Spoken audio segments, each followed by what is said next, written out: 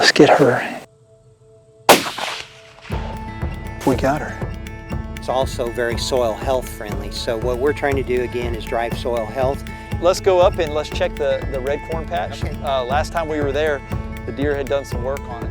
Multitasking a little bit, getting these clover patches cut nice. Our corn patch isn't looking too good, Randy. Yeah, it's a little disappointing we got so much grass coming into it.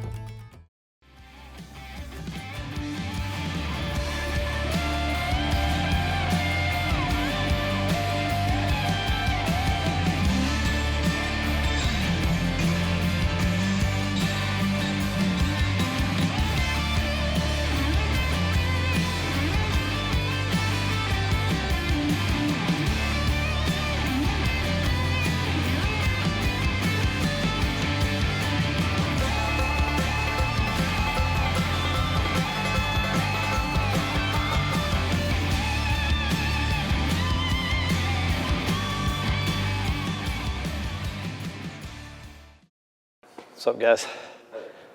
I need some help. Or do you have a quick second? Yeah. Do you mind just running me through that tractor that Sloan brought by so I don't tear something up? They'd probably appreciate that. Yeah. I don't have the expertise that you boys do. The technology is probably over my head. Yeah. I was talking to the guys in Sloan and they said they had a piece of equipment that would work, but I didn't know they were going to bring me this monster. I was thinking like, something just a little bigger than what we already had out here. But Right. I told him I needed to do a week and a half worth of cutting in about 3 days. So he set me up. I guess hop in there and run me through this thing so I don't screw it up. Your clutch is here. Yep. This is how you go forward and back. Yep. Just on the shuttle shift there. Here's your throttle. Yep. Pretty much And- like the one I used last year. Yep, pretty much exactly the same. Very good. Doesn't seem very complicated. No. Sounds good, bud. Thank you. Appreciate the help. All right, more power. Here we go. Got radio.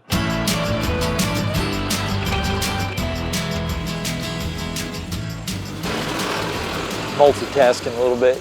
Getting these clover patches cut nice. Putting out some trail cameras. Checking trail cameras so I don't have to make another trip out here because I'm limited on time. That's a good looking patch of clover though. It's simply got so much moisture the next couple of days. I cut it a little bit lower than I normally would, but it's gonna pop right back up. I don't have to worry about the sun burning it up. And that way next time I come up here, it won't be knee-high clover.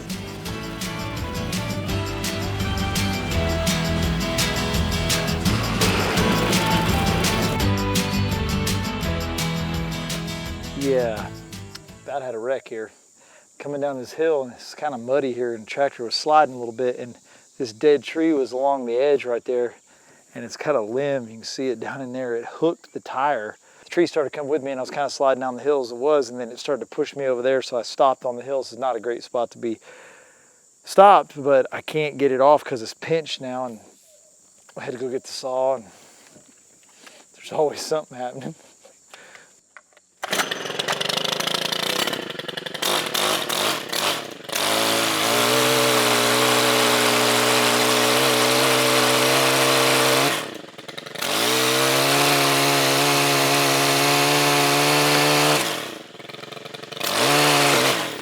That had a little bit of tension on it. Now you can see why it was pushing me over there and I couldn't lift that.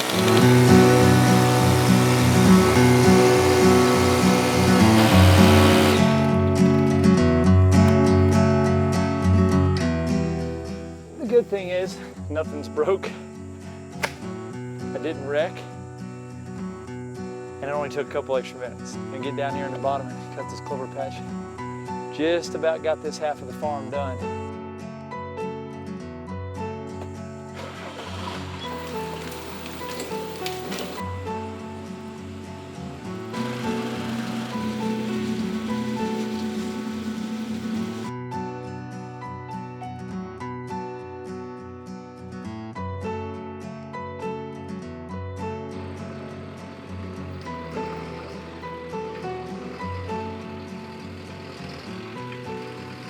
Well, I got it washed in the nick of time. The Sloan guys are here to pick it up.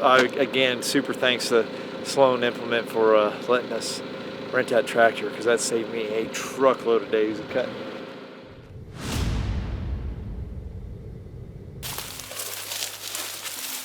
Our corn patch isn't looking too good, Randy. Yeah, I tell you, a little disappointed we got so much grass coming into it, but you know, by design, when we seed these, we're lowering the population some, just for the fertility that we've got on these fields. We're not as intensively managing them. So we're a little thinner, and then of course with the deer degradation, they thin it out even more. And this is all from deer, right? I mean, this yeah, is just where they here's just... your deer degradation. This is all deer damage here, and as you see, as you get closer to the timber, I anticipate it'd be, you know, much more severe. But I don't know, this is pretty severe.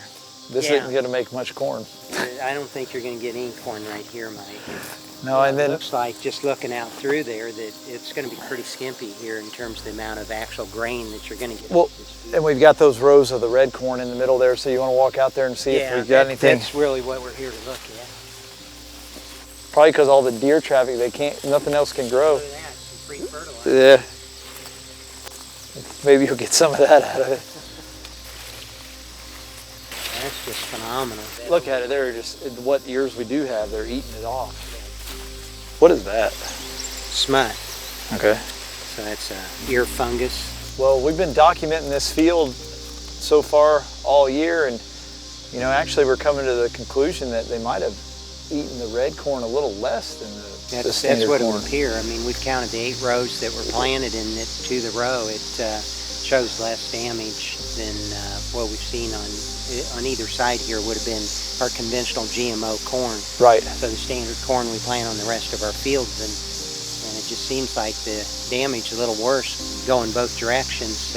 I agree totally. So I think the only thing left to be seen is as this crop matures, you know, then will this become a little more desirable to them. Do they hit that harder? Yeah. Yeah, that'll be interesting to see, because around the blind where some of that better looking stand is, that's all regular HMO corn. Right, Right. that's So right. when we get to that point, we'll be able to tell, are they wanting to spend more, will this go first or does that go So first? we got an example. We still got GMO corn there, and it's at the same stage, and Yep. we'll be able to determine late season which one they prefer, just to track it all the way through the entire season. Right.